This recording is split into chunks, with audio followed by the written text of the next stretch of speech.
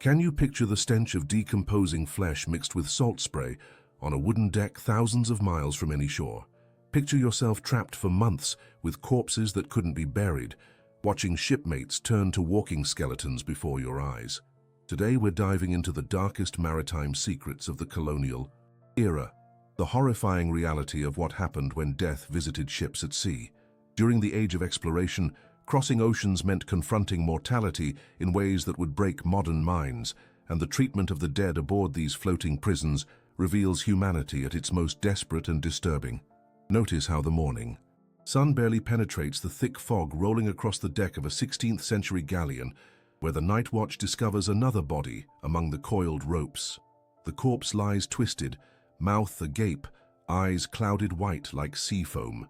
In 1519, Portuguese records show that ships lost an average of 30% of their crew during Atlantic crossings, with death rates sometimes reaching 60% on longer voyages to the Indies.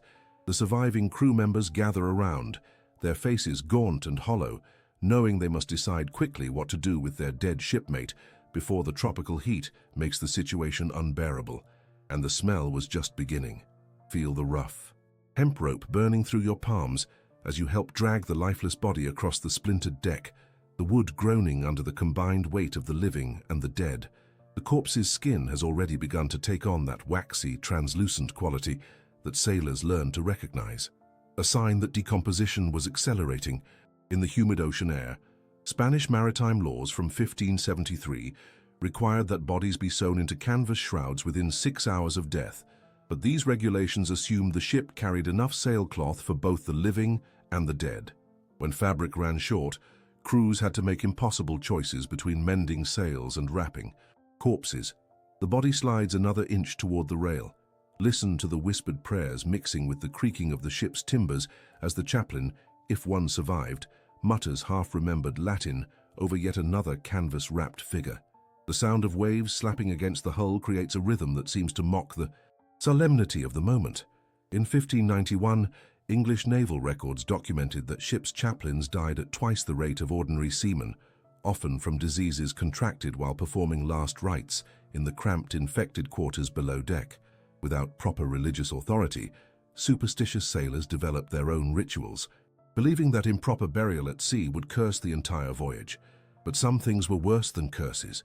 Imagine the captain's dilemma when disease strikes so fast that bodies accumulate faster than they can be processed, and the ship's small crew lacks the strength to lift corpses over the rail. The tropical sun beats down mercilessly, turning the deck into an oven that accelerates decomposition beyond anything these men had witnessed on land.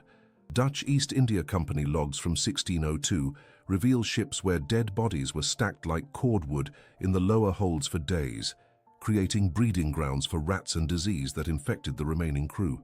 The stench penetrated every fiber, every plank, every breath of air on the vessel, and still the ship sailed on. Contemplate the moment when hunger becomes so desperate that some crew members begin eyeing the recently deceased with thoughts that would have horrified their land-dwelling families. The ship's provisions have run out, the hardtack is crawling with weevils, and the water barrels contain more mold than liquid.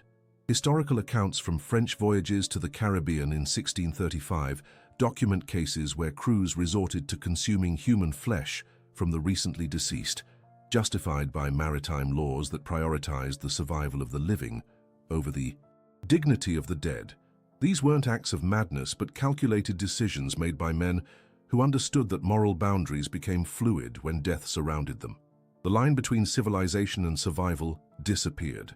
Visualize the ship's surgeon, his hands stained with blood and worse, methodically examining each corpse not for signs of life, but for useful materials that could help the living survive another day. Clothing was stripped and redistributed, personal effects were catalogued and redistributed according to rank, and sometimes body parts were harvested for medical purposes. Portuguese medical texts from 1587 recommended using human fat as a treatment for scurvy, and teeth from the dead were often pulled to replace those lost by the living to the same disease. In this floating world, the dead served the living in ways that landlubbers could never comprehend. Nothing was wasted in the endless ocean. Observe how the ship's rats grown bold from months of feeding on human remains, emerge from the shadows to gnaw on fingers and toes of the newly deceased before the crew can properly dispose of them. These rodents, sometimes weighing over 2 pounds, carried diseases that jumped from the dead to the living with terrifying efficiency. Venetian shipping records from 1654 show that rat populations on long voyages could exceed 3,000 individuals per ship, and they showed no preference between consuming stored grain or human flesh. The constant battle against these scavengers meant that corpses couldn't be left unattended for even a few hours, and the rats were always waiting.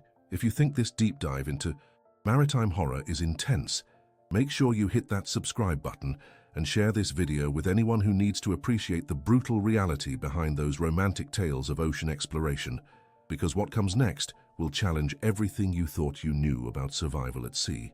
Recognize the terrible irony when ships carrying enslaved people faced the mathematics of death, calculating whether it was more profitable to throw the sick overboard while still alive or wait for natural death and lose the investment entirely. The cramped slave holds, where human beings were chained like cargo, became death traps where disease spread with lightning speed. British slave ship manifests from 1729 show mortality rates reaching 25% during Middle Passage voyages, with captains keeping detailed logs of when and how to dispose of bodies to minimize financial losses. The dead were often weighted with iron chains and dropped overboard in batches during night watches, their disappearance recorded only as numbers in ledger books. These weren't just statistics, they were people. Evaluate the psychological toll on sailors forced to live for months alongside the constant presence of death, where the smell of decomposition became so normal that fresh ocean air seemed strange and unnatural. Ship. Surgeons noted increased rates of madness among crew members on voyages lasting longer than 4 months, particularly when multiple deaths occurred in quick succession. French naval records from 1648 document cases where sailors began talking to corpses, saving food for dead shipmates or refusing to acknowledge that their friends had died. The line between the living and the dead blurred in minds pushed beyond their breaking point. Sanity became another casualty of the sea. Perceive how the ship's cook faced the horrifying reality of preparing meals in galleys where human remains had been processed, using the same knives, the same cutting boards, the same pots that had been used to dismember bodies for easier disposal. The metallic taste of blood seemed to permeate every meal, and even salt pork began to taste like human flesh to men whose minds had been warped by months of proximity to death. Spanish galley inventories from 1671 list cooking implements that were designated specifically for disposal duties, separate from those used for food preparation, though this distinction often broke down during extended voyages. Every meal carried the flavor of mortality. Recall the maritime tradition of sewing bodies into hammocks or sailcloth, weighed down with cannonballs or iron shot. Because proper coffins were a luxury that few ships could afford to carry, the sewing had to be done quickly before rigor mortis set in, and the final stitch was traditionally passed through the nose of the deceased to ensure they were truly dead. English naval regulations from 1704 specified that this practice prevented premature burial of unconscious sailors, though it also served the darker purpose of ensuring that partially decomposed bodies wouldn't burst from their shrouds when they hit the water. The splash, when a weighted body hit the ocean, was a sound that haunted survivors for the rest of their lives. That sound echoed in nightmares. Understand that some captains, driven by desperation or greed, ordered their crews to preserve bodies in salt barrels, not for burial, but for potential consumption during the weeks or months that might remain before reaching port. The salt used for this grisly preservation was the same salt used to cure the ship's meat supplies, creating a horrifying contamination that spread disease rather than preventing it. Dutch records from the Siege of Ceylon in 1658 describe ships where salted human remains were stored alongside pork and beef, with crew members unable to distinguish between the different types of preserved meat. The taste, they reported, was remarkably similar. Hunger erased all boundaries. Analyze the complex superstitions that developed around the treatment of dead bodies at sea, where sailors believed that improper disposal would bring storms, cursed winds, or supernatural retribution that could doom the entire vessel. Some crews insisted that bodies had to be thrown overboard at specific times of day, while others believed that the dead should be fed to the sharks to appease sea gods. Portuguese maritime folklore from the 1600s held that a ship carrying unburied dead would never reach port, leading to conflicts between religious crew members who wanted proper rites and practical sailors who saw corpses as dangerous cargo.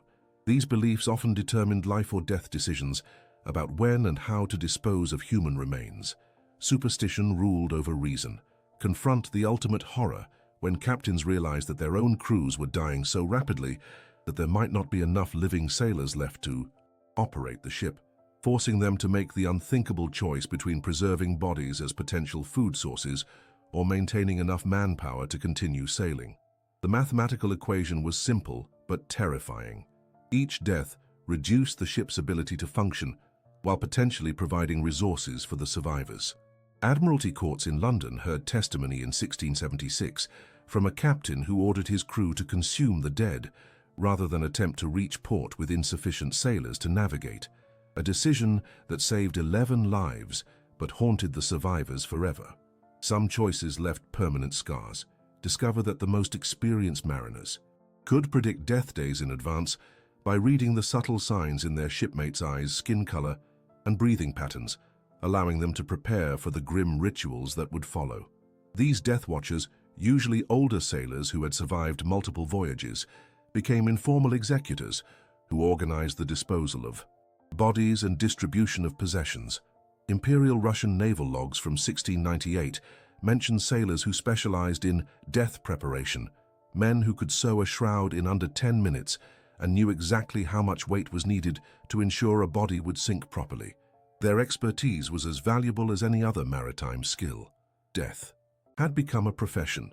Conclude by recognizing that these maritime horrors weren't aberrations or exceptions.